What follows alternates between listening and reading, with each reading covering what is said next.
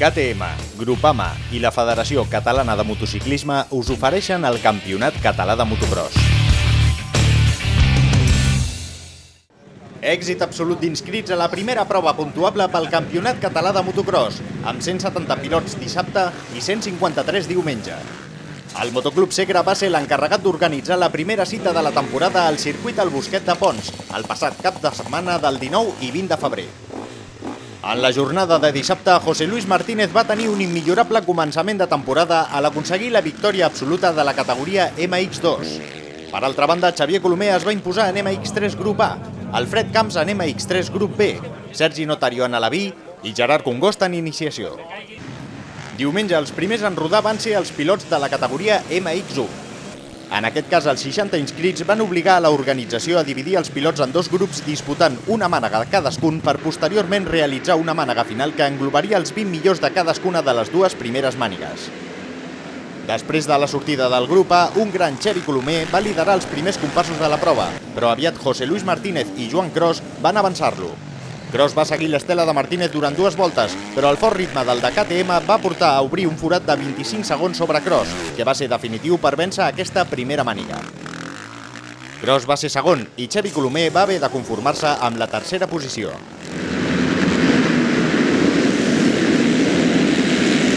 El pilot de KTM, Jaume Batriu, va dominar la cursa del grup B d'MX1 des del primer revolt. Aviat va agafar una bona distància respecte al quartet perseguidor. Aquests quatre pilots eren Ramon Salvans, Cristian Oliva, Roger Ballús i Gerard Salavedra. Salvans tancava molt bé els espais i Cristian Oliva va haver d'esperar força per trobar l'oportunitat de passar el d'Honda. Batriu es trobava a molta distància d'Oliva, que era segon, i per darrere, a força distància del de Yamaha, Roger Ballús i Gerard Salavedra tenien el seu particular duel per la tercera posició d'aquesta màniga, que finalment va ser per Ballús.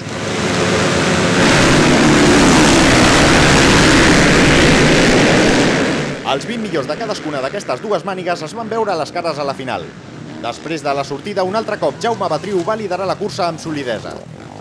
Per darrere de Batriu, Cristian Oliva i Xevi Colomer van obsequiar el públic assistent amb un duel d'infart, on els dos pilots no es van separar més d'un segon en tota la cursa i on Colomer no parava d'intentar avançar Oliva, però el pilot del Motoclub Segre tancava molt bé els espais i a Colomer li va resultar impossible passar-lo.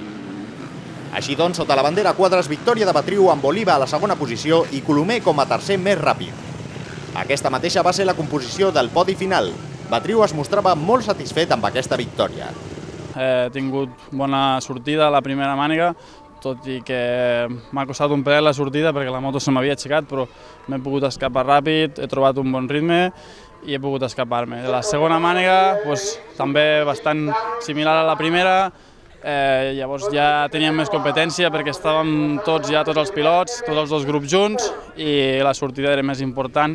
He pogut fer una bona sortida i escapar-me, trobar el meu ritme, l'he trobat i tot i que el circuit estava fatal, vaig patinar molt, la moto molt bé, perfecta, les suspensions impressionants i he pogut escapar-me, tot i tenir dos caigudetes, però sense problemes. Molt bé, perfecte, un dia rodó. Jaume Batriu corria aquesta cursa amb la nova KTM 350 SXF i pel resultat de la cursa sembla que no va pas malament. Doncs, us parlaré de la 3,5. La 3,5, per mi, que passo de la categoria 2,5 a la 4,5, em va perfecta perquè és una moto més petiteta que una 4,5, no té la força bruta d'una 4,5, amb la injecció es fa molt suau, té molta tracció i ara aquest any estic a l'equip de l'Eric Auger, tenim unes bones suspensions, avui les hem pogut provar, que seran les que portarem ara la setmana que ve a Talavera, i perfectes. Està el circuit molt trinxat, molts batxes, molts salts, dur, enfangat, patinava molt, però traccionava perfectament la moto, ho absorbia molt bé i impressionant, molt bé, la moto molt bé, perfecte. La categoria Sots 19 va omplir de bat a bat la configuració de sortida. A la primera màniga, Sergio Castro va realitzar una molt bona sortida que li va possibilitar dominar la primera part de la prova, fins que Ander Valentín, després de protagonitzar una gran remuntada, va arribar a la roda del DTM. En un primer intent d'avançament, Valentín va patir una petita caiguda, però el segon intent va fructificar i es va aconseguir fer amb la primera posició que va portar fins a la caiguda de la bandera a quadres. Per la seva part, Sergi Vidal era el tercer classificat, però tenia enganxat darrere Gerard Garcia, que a una volta del final va aconseguir passar a Vidal i fer-se amb la segona posició d'aquesta primera màniga. La segona màniga va seguir pràcticament el mateix guió que la primera. Castro va liderar les primeres voltes de la cursa gràcies a una mala sortida de Valentín, però aquest cop Valentín va remuntar més ràpid i de seguida va donar caça a Castro.